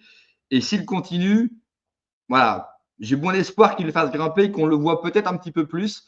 Je pense qu'un jour à l'autre, il faudra qu'il s'aguerrisse, qu'il ait un vrai débat à la télé et qu'on voit un petit peu s'il est capable d'envoyer avec quelqu'un d'autre. Et s'il passe cette épreuve du feu-là, effectivement, il va prendre beaucoup d'épaisseur. Moi, c'est quelqu'un, j'en ai parlé sur la chaîne, je lui ai dédié une vidéo. Je mise beaucoup sur lui. Ouais. Et juste pour ajouter, les souverainistes qu'il y a à l'Assemblée, ils font ce qu'ils peuvent, parce qu'ils ne sont pas nombreux. Parce qu'eux ont accepté d'aller faire le vrai combat politique à l'Assemblée contre un projet de souverainiste. On est passé plus peu que Charles-Henri Gallois, ils sont aussi. 1500 voix. Et derrière, Charles-Henri a fait une tribune pour dire souverainiste, rejoignez le RN, parce qu'aujourd'hui, c'est le seul parti dans lequel on pourra développer les idées du souverainisme. Moi, Charles-Henri Gallois, il est présent à fond, là, je l'ai vu sur Frontières, j'ai vu qu'il bouge un peu partout aussi. Là. Et si vous arrivez à le faire venir, ce serait cool. Alors j'ai contacté le problème du RN. Alors bon, le RN, ils sont pas, on n'est pas aux États-Unis où Trump ou d'autres vont sur des chaînes YouTube. Le RN, ils ont beaucoup de mal avec ça. Le RN, ils ont beaucoup de porte-parole. C'est eux qui prennent tout, comme Jacobelli qu'on a vu un petit peu plus tôt. C'est compliqué. J'essaie de le faire venir, mais le RN, pour l'instant, c'est non. Bon, pourtant, c'est pas en plus pour un truc polémique. J'ai envie qu'il nous parle énergie parce que il y a un vrai thème et c'est vachement important. Et puis j'ai envie qu'il nous parle aussi de la meute, de son boulot, quoi. Donc c'est compliqué. Je ne promets rien parce qu'avoir le RN, même Frontières a galéré à avoir Bardella sur leur fauteuil, alors qu'eux, ils ont tous les réseaux encore plus que moi. C'est très, très dur d'avoir le RN, même à un député comme lui, qui n'est pas encore un ponte. Donc, j'aimerais bien. Franchement, j'aimerais bien parce que j'aime beaucoup. Mais qu'est-ce qu'ils attendent pour se frotter aux médias alternatifs ou sur Internet? Parce que ce qui a été dit au RN, c'est pas de remous, on est le plus lisse et le plus conforme possible parce que on en parlait un petit peu plus tôt et on l'a vu dans un extrait. Il faut plaire aussi à un public de vieux, il faut les rassurer. YouTube, ça les rassure pas. Il faut dire aussi qu'il y a eu des dérives aussi dans des médias alternatifs avec certains invités. Donc, en fait, ils ne veulent pas être trop mélangés à ça, alors que je pense qu'ils gagneraient à le faire. Mais, bon.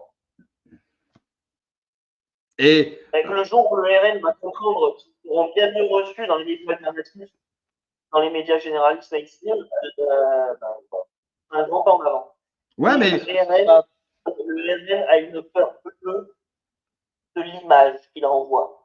Voilà. Parce que vraie question, excusez-moi, c'est que par exemple un Bardella, on l'a jamais entendu parler depuis 2 heures ou 3 heures d'affilée, comme par exemple sur une chaîne comme Thinkerview, qui fait des interviews de 5-6 heures. On l'a jamais entendu développer ses idées pendant des heures et des heures sans jamais s'arrêter. Il faudrait qu'il ait des idées. Oui, non, mais justement. On ne peut pas faire 3 heures d'éléments de langage. Oui, parce que le problème de Bardella, c'est un puncher. Il est fait pour être devant quelqu'un d'autre et pour l'atomiser. Là, il est bon. Le problème de Bardella, 3 heures pour des idées. Moi, j'ai lu son livre. D'ailleurs, je le fais toujours gagner, mais personne ne le veut. Alors moi, je le veux bien. Parce que j'ai quelques barbecues. Je réussis à remporter le bouquin. Bravo. En juin, j'ai des barbecues prévus, donc j'ai pas beaucoup d'allumes-feu dans la cave. Je veux bien 2-3 trucs.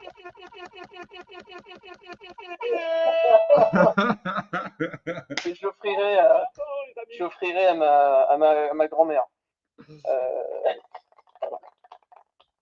Alors là, franchement, tu me fais plaisir. La raison pour laquelle je n'entends pas Bardella faire des interventions de 3 heures, c'est parce que Bardella n'est pas bon. Bardella est un pur produit de communication sur pattes. D'ailleurs, Bardella. Il ne fera jamais le second tour parce que quand il faudra faire le débat du second tour qui durera au moins plus d'1 heure et demie, il va être dévoilé sans mauvais jeu de mots. Non, pas sûr. Ça dépend contre qui il fait le second tour. Ouais. S'il se retrouve face à Attal et son petit copain, ce sera en fait le débat le plus pourri de la 5e République probablement, et il s'en sortira. Parce que Attal est un produit de communication lui aussi. S'il se retrouve face à un Mélenchon, je suis en train de... Mais, et tu as vu, enfin, je sais pas si vous avez vu, Bardella, pour justement, alors ça c'est le truc classique chez les hommes, pour se veiller un petit peu et se donner un petit peu plus d'épaisseur, il a laissé la barbe 2 à 3 jours. Je sais pas si tu as vu ça, Boris. Non. Il va ressembler à un viking. Mais moi, je ne suis pas Bardella. Je le dis, franchement, Bardella, je fais ma vie sans. Hein. Mais après, il aura une dégaine de barbu, ce sera compliqué pour le discours. Je trouve que Bardella est un poison pour le RN, vraiment. Il est catastrophique. C'est vrai que bon. Et puis Marine, bon bah elle, moi j'ai vu des gens se plaindre que Marine ne parle pas. Elle vient de perdre son père. Je crois qu'elle a le droit aussi de se reposer. Arrêtez. Franchement, je l'ai vu ça. C'est insupportable. Elle vient de perdre son père. Ok, c'est une femme politique et tout. Elle a son parti, il y a la vie. Oui, mais elle vient de perdre son père. Elle a le droit de prendre le temps qu'il lui faut pour se remettre bien. À un moment donné, les gens deviennent fous aussi, quoi. Enfin, je sais pas, on a tous perdu des proches, on prend le temps qu'il faut, chacun le vit comme il a envie de le vivre. Calmez-vous un petit peu, quoi. Et en plus, le RN, moins ils parlent, moins ils en font, plus ils grimpent. Donc, écoutez, ils n'ont même pas besoin de parler. Non, mais c'est vrai. Non, mais c'est vrai, non, mais de toute façon, c'est le chargement qui est autour de Marine Le Pen. Je trouve que c'est d'une bassesse sans nom, quoi. Ouais. Comme tu l'as dit, elle vient de perdre son père, bordel. Vous n'avez pas de race, quoi. Les mecs lui demandent, mais je ne comprends pas. Clément, ouais.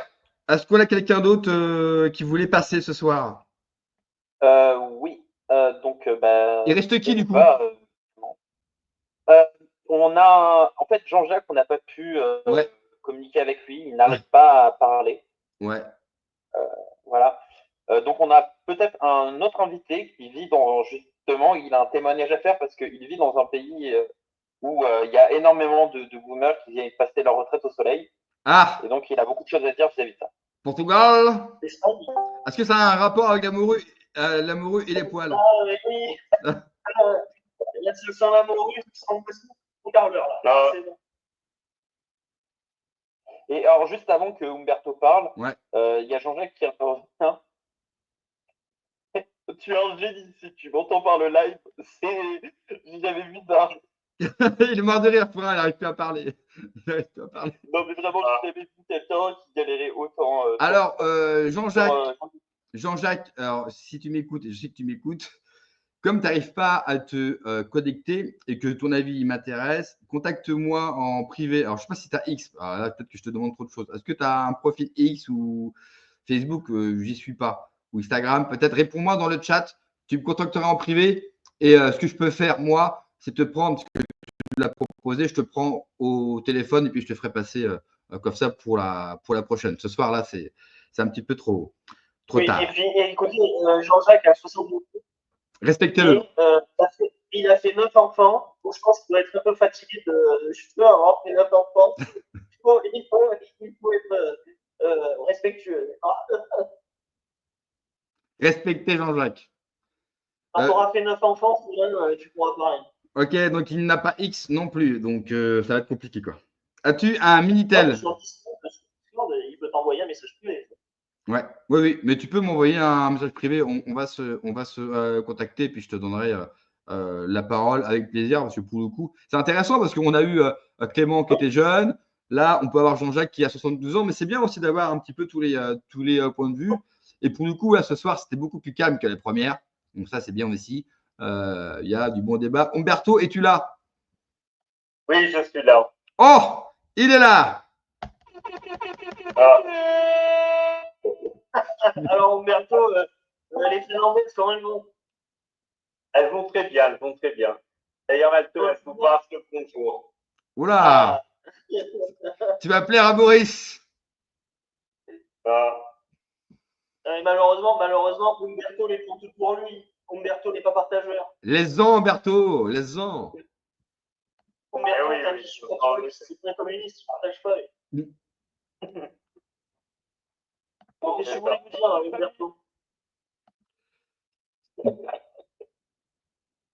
Qu'est-ce que tu voulais nous raconter, à part le fait que tu as passé une soirée avec des Finlandaises?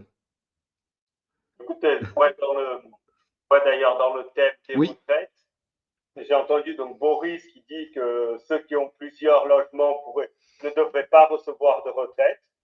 Moi, je suis d'accord et j'ajouterai aussi, je ne sais pas si vous l'avez mentionné, ceux aussi qui décident de continuer après l'âge de la retraite, eh bien, ils n'ont pas à recevoir leur retraite pendant qu'ils continuent à travailler.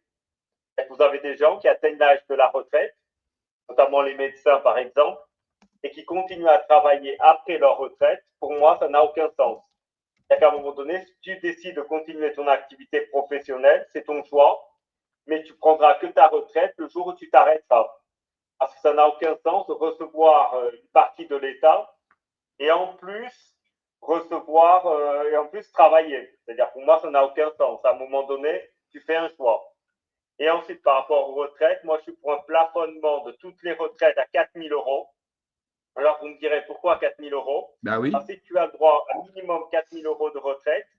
Ça veut dire que pendant ta carrière, tu as gagné dans tes 20 meilleures années en moyenne 5 500 €. Donc, avec 5 500 €, tu as eu le temps de te construire un patrimoine immobilier, financier et de l'épargne. Ouais, mais attends. Et 4 000... si tu te permets de te couper, alors moi, je suis carrément pour qu'on gagne ça comme salaire. J'aimerais bien, Boris voudrait bien, et je pense dans le chat, si je demande voulez-vous gagner 5 400 €, on dirait tous oui. Mais exactement. Ouais, non, mais et en plus, il faudrait gagner ça en réalité, et je pense qu'il y a largement de quoi. Le vrai problème, c'est que on les a pas, donc du coup, comment tu fais? Donc, moi, déjà, ça, c'est par rapport au problème des retraites. C'est-à-dire, moi, ça élimine toutes les grosses retraites de type Barnier 32 000 €, Hollande 18 000, tout ça qui plafonne à 4 000. Oui. Et ensuite, pour les petites retraites,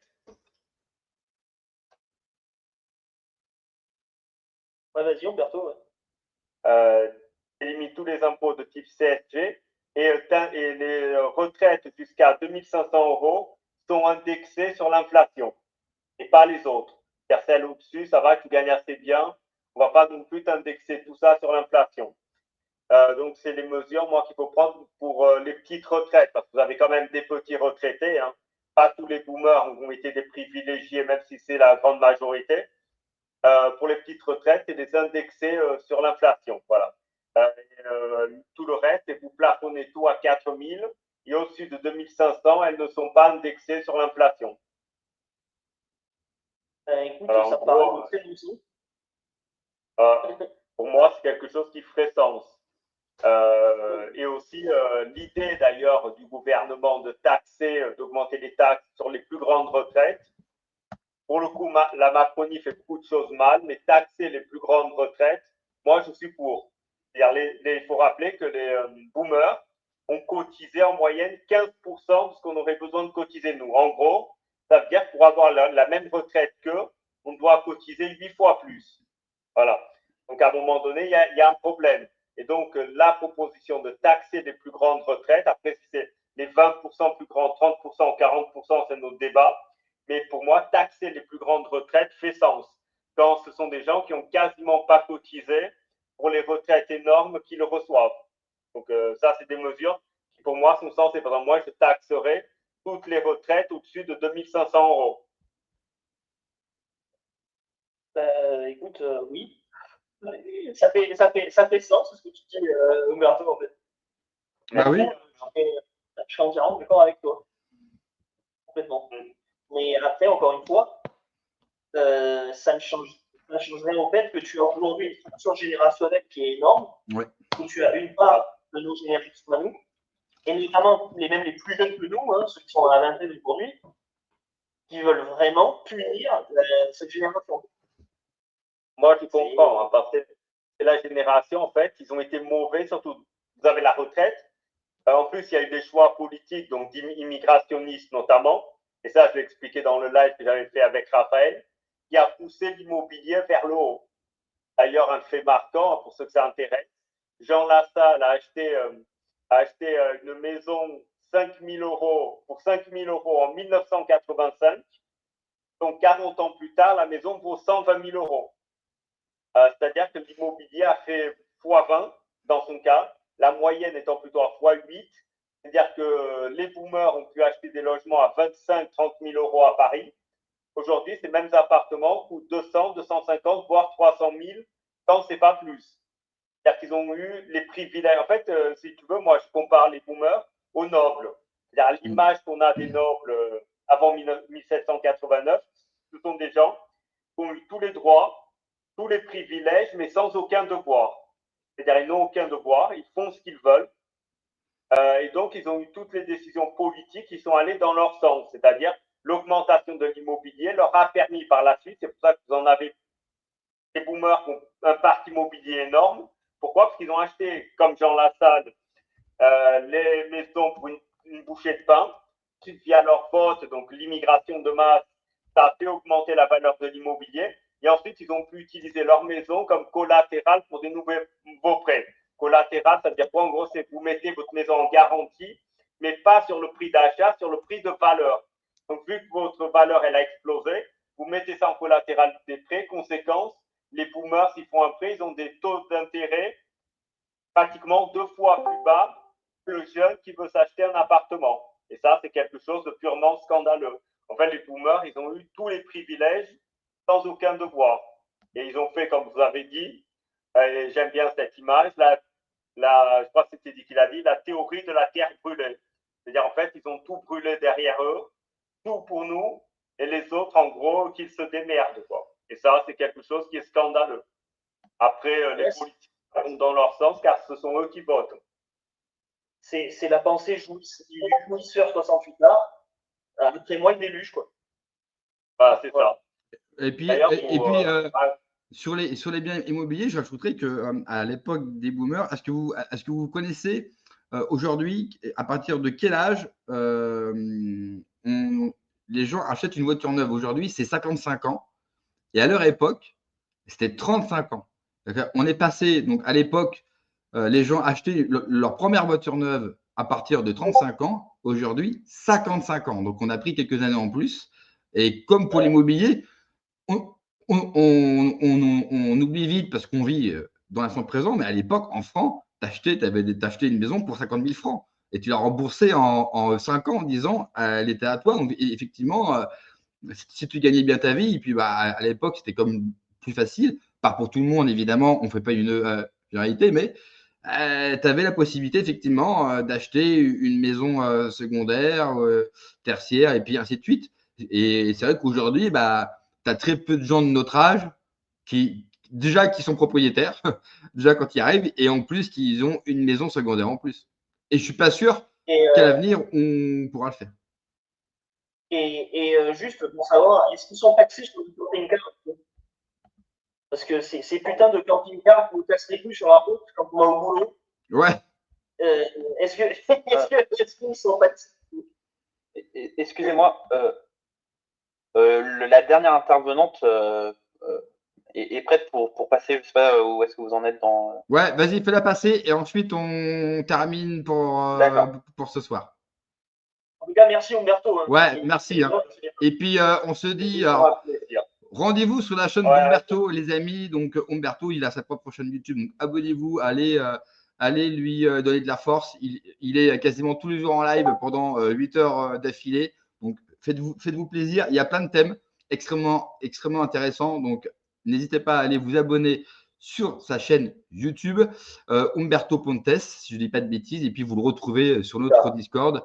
Et vous le retrouverez avec nous, avec la bande, jeudi prochain dans Les Affranchis. Et on accueille une nouvelle intervenante.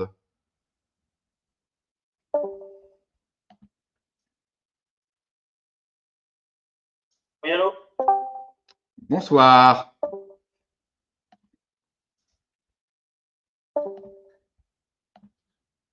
Attendez, il y a un problème technique. Il y a quelqu'un qui s'amuse à bouger les gens ou c'est elle qui ne veut pas passer. Bonsoir. Bonsoir. Bonsoir, madame.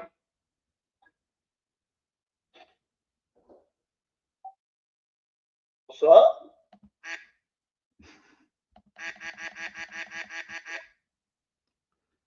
Bonsoir.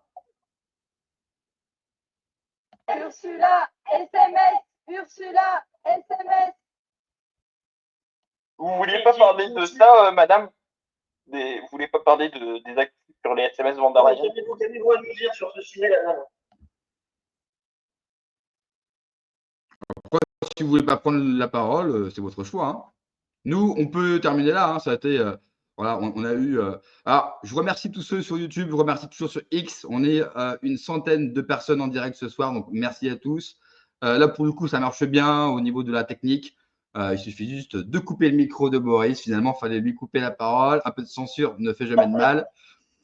Pour que ça marche bien, il n'y a pas eu d'écho, tout a fonctionné à merveille. Je remercie Forain qui fait un travail de dingue sur le Discord et sur la partie technique. J'en profite aussi pour remercier Maximator, Luik, tous ceux aussi qui font partie de la technique. Et on va terminer là parce que du coup, elle ne va pas prendre la parole et c'est pas grave. Un mot de la fin. Elle est en train de prendre la parole là. Ah bon? Mais oui, tu as coupé la parole. Elle est en train de répondre, tu lui as coupé la parole. Bah, j'ai rien entendu du tout, moi. On va la faire remonter. Bah, je crois qu'elle est partie. Hein. Non, mais je croyais que tu voulais pas l'entendre. Bah, moi, j'ai rien entendu. J'ai rien entendu. Mais en fait, elle répondait à Boris et tu lui as coupé la parole. Bah, alors, si elle me regarde, je m'excuse. J'ai pas entendu. Non, mais c'est vrai, en plus, j'ai pas du tout entendu. Donc, je m'en excuse. Elle revient quand elle veut. Je vais laisser un petit mot à Forain. Donc, si tu nous entends, on revient. Il n'y a pas de problème. Forain, est-ce que tu avais un mot à dire? Parce qu'on conclut le live, du coup? Ah bah oui. Mais il faut bien qu'on bosse. Hein. Enfin, il faut bien qu'on dorme et puis qu'on bosse demain. Du coup, je suis déçu parce qu'elle est en train de parler de l'actu sur les deux Vandarian. Donc bon, elle en parlera peut-être dans une prochaine émission. Donc, avec unité et bienveillance. Bah oui, non, mais il faut pas. On manque de bienveillance dans notre société. Et je crois qu'il faut en faire preuve de bienveillance. En plus, c'était celle qui était passée la dernière fois. J'avais préparé un pied pour la tête pendant qu'elle parlait, tu vois. J'avais à l'esprit. Donc, moi.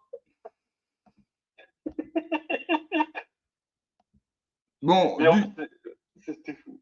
Ouais, bah, en tout cas, voilà. Merci à tous. Merci Boris de m'accompagner. Voilà, je pense qu'on a fait. Je pense qu'on a fait le tour. On remercie tous ceux qui sont intervenus ce soir. Revenez quand vous voulez. Et puis, je me répète, vous avez le lien du Discord sous la vidéo. Le Discord ne sert pas seulement pour les radios libres, mais sert tous les jours. Vous avez énormément de choses.